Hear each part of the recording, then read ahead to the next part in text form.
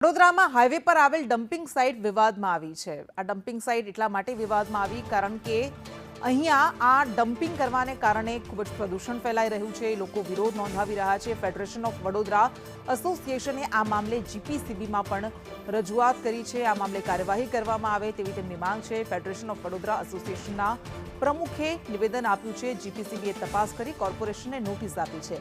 નિયમ ભંગ થતા 1 લાખ સુધી દંડની કાર્યવાહી થશે। રાત્રે સુવામાં દુર્ગંધને પગલે તકલીફ પડી રહી છે। કચરાથી લોકોને શ્વાસોશ્વાસમાં તકલીફ પડી રહી છે। વેસ્ટ ટુ એનર્જી પ્રોજેક્ટ શરૂ કરવાની માંગ કરાઈ છે।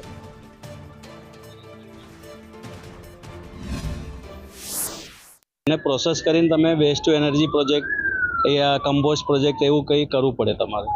એ વીએમસી તરફથી કરવામાં નથી આવતું અને રાત્રે લોકોને ઊંઘવામાં બહુ તકલીફ પડે છે। સ્મેલ આટલી બધી ભયંકર સ્મેલ આવે છે। એટલે અમે જીપીસીબીમાં કમ્પ્લેન કરેલું અને જીપીસીબીએ નોટિસ આપી છે। સોલિડ વેસ્ટ મેનેજમેન્ટ એક્ટ 2016નું ઉલ્લંઘન કર્યું છે અને it is punishable under environment protection act એવું એમને નોટિસ આપી છે અને penalty up to 1 lakh rupees or imprisonment up to 5 years।